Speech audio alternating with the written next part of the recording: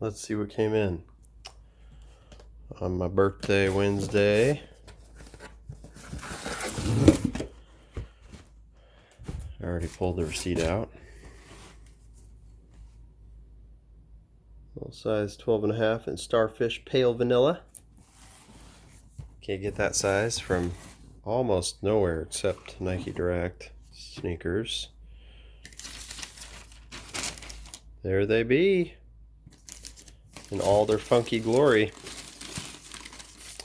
The Shattered Backboard 3.0, or the first one to use Pale Vanilla, which I will say is quite a vintage shade of white. It's very distinct. Definitely darker than Sail. I've had a number of pairs that have Sail on them, and they're definitely not this dark. I don't mind it. I really wish the sole was colored. If the sole was black or orange or a mix, these would be almost perfect. I feel like they kind of misstepped by making that all one color. Not offensive, just not ideal. So yeah, the entire shoe is crinkled patent leather. It's almost like pre-creased for your pleasure. The thing I'm most impressed about is that this is real leather. A lot of times Nike, Jordan brand in particular, since Jordan uses more patent than Nike in general, with the 11 and all the variations they've put on it, they will use a synthetic. If I had them in front of me, I do have them in a 12.5. Actually, the Carolina Lows, the 11s, those use a synthetic patent leather, which is unfortunate because they came after the Space Jams that used the real deal, just like these did. A lot of times they'll use this synthetic that they have a chemical process to create the look of patent leather, but it's not actual varnished paint on leather. This, as far as I can tell, with these raw edges, and they have no woolen appearance, this is real deal. This is all legit cowhide that's just been varnish painted, and that is how you make real patent leather. Give it that waterproof sheen. Effectively, they're waterproof in the parts where it don't have holes on them. But yeah, there's every aspect of this is a raw edge. They don't. It's hard to get super close and get that to focus, but see if I can kind of angle it. But there's no woolen underneath. A lot of times the synthetics will be really crisp cut, almost look like they're like stamped out of a machine, and they'll have a very woolen, kind of a white look to the in between the layers. You'll see this kind of a woolen look, looks kind of fluffy, almost like it wants to poke out like a wool sweater. This doesn't have that. This is raw edge leather. So I will say, in keeping up with the pretty premium materials they've used on the past Shattered Backboard series, they have not let down with these. I expected to see crispier edges and likely a synthetic upper, where you're really getting the look of patent but isn't the real thing, and not this time. You get the real deal. So, and the swoosh even has it. It's 100% the same material all throughout the shoe. You can see that edge along the heel. Of course, got the rolled edge on the back strap that goes between the swooshes. But yeah, these are really well done. Got my lucky 12.5, which is great for a patent shoe because these won't have really any give. So it'll be nice to have a little extra length. I can fit 12s in ones because on me they run long, but I always prefer to have the 12.5. As seen down there, I got the Nike Air inside. Black with the Starfish Nike Air. The laces are in the way.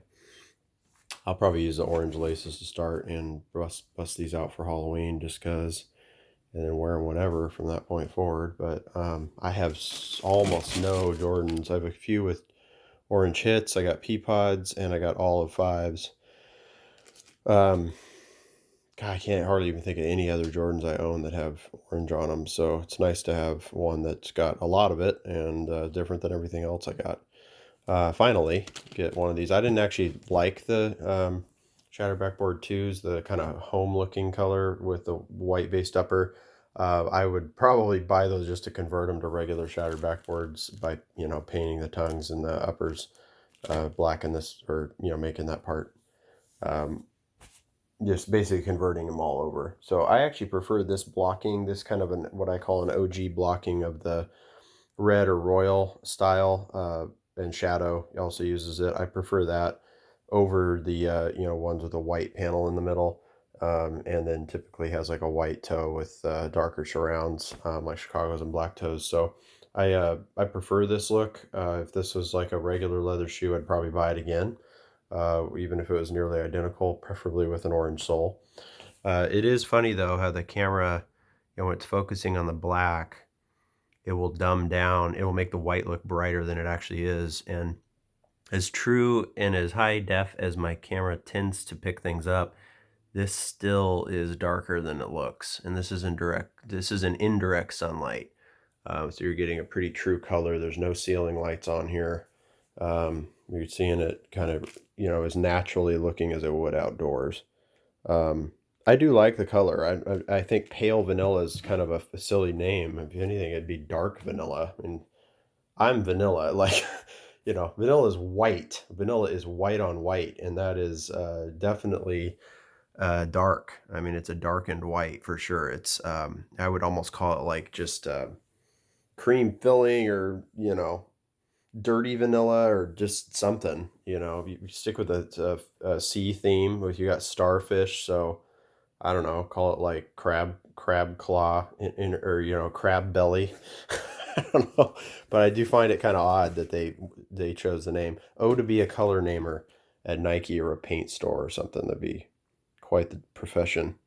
But yeah, they're a great looking pair. I'm really happy to have them, and it's definitely one I'm going to wear right away.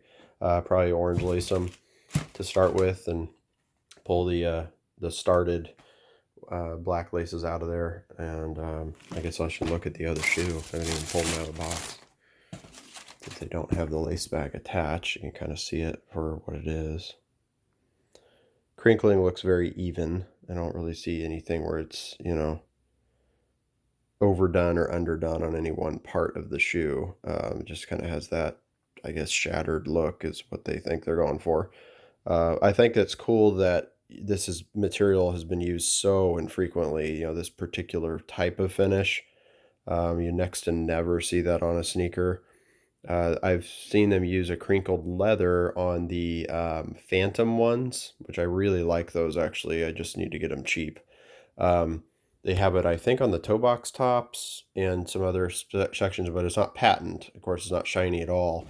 It is very crinkly, and I think that's about the only other, that and the turbo greens, I want to say, had a couple sections with that on there. So it's kind of been a thing this year, and I think they just kind of continued that, crinkled look, and then turn it into a shattered appearance because of the added varnish sheen.